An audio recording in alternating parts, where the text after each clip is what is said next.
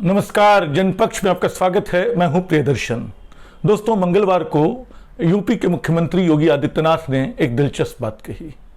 वे लखनऊ में एक वर्कशॉप का उद्घाटन कर रहे थे जिसका विषय था आत्मनिर्भर भारत और स्वदेशी का संकल्प। विषय बहुत अच्छा था, लेकिन उन्होंने इसमें एक बात कही कि साल 1100 ईस्वी में, यानी 800-900 साल पहले, हिंदुओं की आबादी भारत में 60 करोड़ थी और वो अगले 900 साल में घट के 1947 के आसपास महज 30 करोड़ रह गई। उन्होंने इस बात पे दुख प्रकट किया कि 30 करोड़ की आबादी 900 साल में ख़त्म हो गई। वो पूछते हैं कहाँ गई। बताते हैं कि असल में इसमें विदेशी आक्रांताओं का, आपदाओं का, तरह तरह की यंत्रणाओं का हाथ रहा, जिसके चलते आबादी कम हो गई। मैं नहीं जानता कि वो उनका रिसर्च कौन करता है। सिर्फ अनुमान है कि वो देश के सबसे बड़े सूबे के मुख्यमंत्री हैं, इसलिए उनको समय नहीं मिलता होगा कि खुद ये आंकड़े देखें। लेकिन जिसने भी उनको रिसर्च करके, जिसने भी उनको शोध करके ये सामग्री सौंपी होगी, उसके खिलाफ उनको कार्रवाई करनी चाहिए। क्योंकि सच्चाई ये है कि कोई भी आंकड़ा ये साबित नहीं करता कि साल 1100 में भारत के हिंदुओं की आबादी 60 करोड़ थी। सच तो यह है कि उस समय दुनिया की आबादी भी इसकी आधी के आसपास थी। आबादी को गिनने का, 1000 साल की आबादी को गिनने का कोई ठोस उपाय नहीं है। सिर्फ उसका अनुमान लगाया जा सकता है। यह अनुमान गणित के आधार पर लगाया जा सकता है। यह अनुमान वर्षों में, दशकों में, सदियों में घट रहे प्रतिशत या बढ़ रहे प्रतिशत को ध्यान में रखते हुए लगाया जा सकता है। उस अनुमान के हिसाब से जो कई दुनिया के लोगों ने, कई विशेषज्ञों ने, जनसंख्या पे काम करने वाले लोगों ने, जनगणना पे काम करने वाले लोगों ने लगाया है, उसके हिसाब से साल 1100 में दुनिया की आबादी अधिकतम 30 से 40 करोड़ के बीच रही होगी। ये 60 करोड़ हिंदू कहाँ से आ गए? और भारत की आबादी क्या होगी? उसी अनुमान के सिरे को आगे बढ़ाएं और देखें कि विद्वान क्या कहते हैं, तो हम पाते हैं कि भारत की आबादी 1 करोड़ के आसपास रही होगी। तो ये हकीकत है। और जो बयान मुख्यमंत्री योगी आदित्यनाथ दे रहे हैं वो हकीकत से दूर है। लेकिन क्या ये तथ्यों की गड़बड़ी भर का मामला है या इसके पीछे कोई धारणा काम कर रही है? हम जानते हैं कि जो हिंदुत्ववादी विचारधारा है, जो सनातन विचारधारा है, वह कहीं एक पुराने स्वर्ण भारत की कल्पना करती है, अतीत के पुनरुत्थानवाद की बात करती है, वो रामायण और महाभारत के वर्णित युग की बात करती है। ये सच है कि एक दौर में भारत बहुत खुशहाल था, जो प्राचीन काल था, जिसमें हम गुप्त वंश को देखते हैं, जिसमें हम मौर्य वंश को देखते हैं, चंद्रगुप्त और अशोक जैसे राजाओं को देखते हैं, उन सम्राटों को देखते हैं, तो पता चलता है कि भारत का एक स्वर्णिम अतीत था।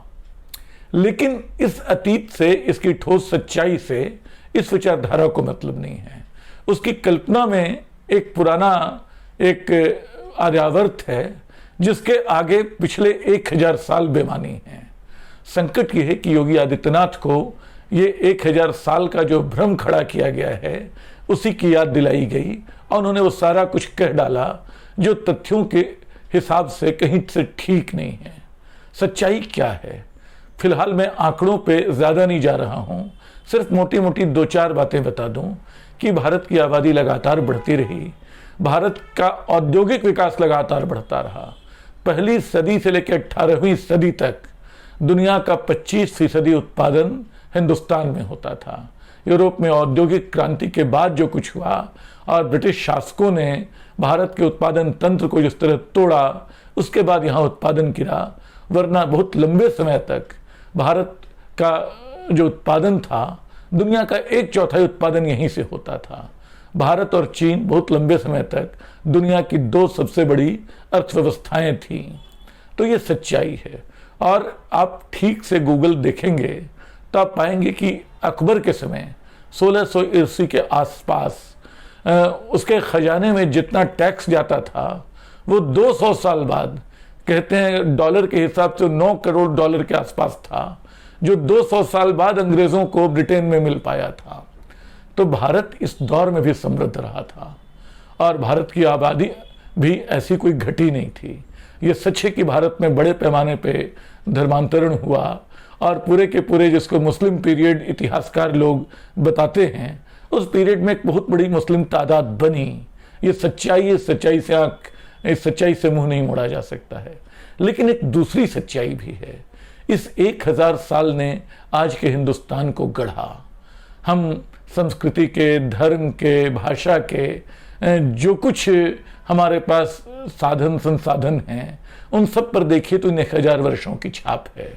हमें अमीर खुसरो ठीक उसी समय मिलता है जिसकी बात योगी आदित्यनाथ कर रहे हैं, 1100 के आसपास, जो अपने साथ पहेलियां लाता है, जो अपने साथ कई ऐसे गीत लाता है जिनको हम आज तक गाते हैं, जो सितार और तबले को आगे बढ़ाता है। और हम पाते हैं कि अमीर खुसरो की जो परंपरा है सांस्कृतिक, वो आज तक सिर्फ हिंदुस्तान में नहीं, आप गायकी को देखेंगे तो पता चलेगा कि एशिया के एक बड़े हिस्से में पसरी हुई है। जो हमारा शास्त्रीय संगीत है, उसके जो उप शास्त्रीय गायन है, उसमें अमीर खुसरो आज भी प्रासंगिक है। और जो सूफी परंपरा वहाँ से परवान चढ़ती है, आप देखिए, इस बात को मैं कई बार दोहराता रहता हूँ, वो तुलसीदास के यहाँ भी दिखाई पड़ती है। तुलसीदास राम की जब का वर्णन करते हैं तो एक दो जगह नहीं, कई जगह उनको गरीब नवाज कहते हैं। वो दरिद्र नारायण लिख सकते थे। तुलसी की भाषा बड़ी समृद्ध है। वो बड़े क्राफ्ट्समैन माने जाते हैं। वो माना जाता है कि बहुत बड़े अध्येता और बहुत गुणी आदमी थे। लेकिन उन्होंने राम को लगातार गरीब नवाज कहा। कहाँ से आए ये शब्द? ये सूफी परंपरा का शब्द है। तो ये एक साझा परंपरा हिंदुस्तान में बन रही थी, जिसमें टकराव भी था, दुराव भी था, मेल मिलाप भी था। इस परंपरा में कबीर भी थे, इस परंपरा में जायसी भी थे, इस परंपरा में सूर और मीरा भी थी। इस परंपरा में जो जिनको हम पिछड़ी और निचली जातियां कहते हैं, वहां से आने वाले रैदास और दादू दयाल भी थे।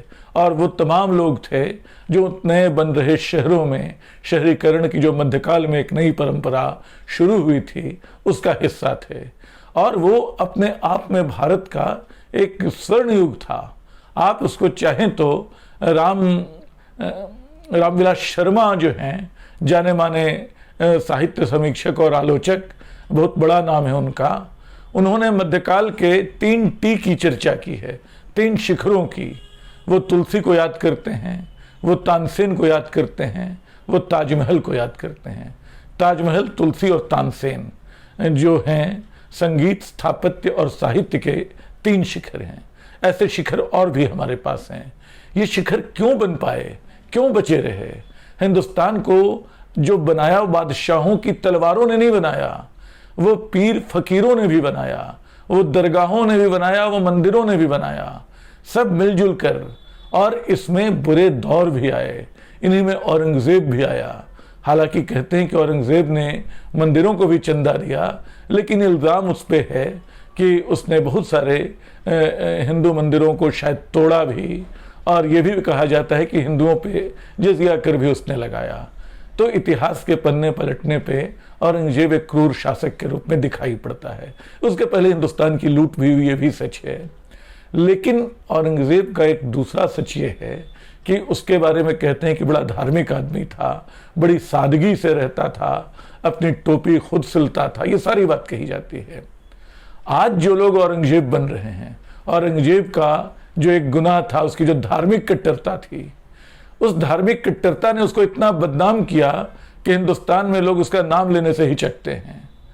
आज जो लोग नए जमाने के औरंगजेब हैं, जो नए धर्मों के औरंगजेब हैं, जो नए ढंग से मंदिरों और मस्जिदों का इतिहास तय कर रहे हैं, उनके साथ इतिहास क्या सलूक करेगा?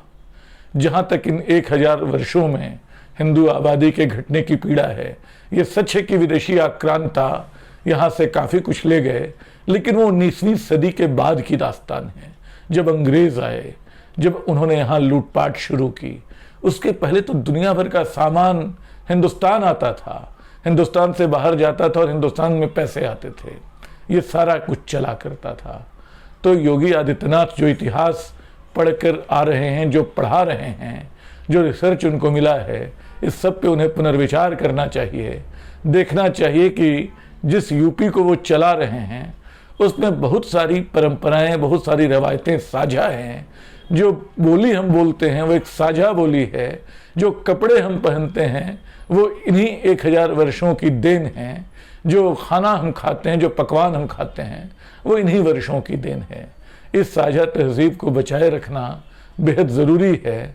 और वो एक ऐसे दौर में जब लगातार एक जहरीली ज़ुबान का इस्तेमाल हो रहा है और डराती है, हम किससे उम्मीद करें मैं नहीं जानता हूँ। मैं बस इस तथ्य की ओर ध्यान खींच सकता हूँ कि एक बड़ी चूक हुई है, और वो चूक सिर्फ तथ्यों की नहीं है, एक वैचारिक आग्रह की, एक जोर जबरदस्ती से इतिहास को पलटने की कोशिश की और एक नया इतिहास बनाने की एक महाभूल है, जिसके प्रति हमें सावधान रहना चाहिए। शुक्रिया।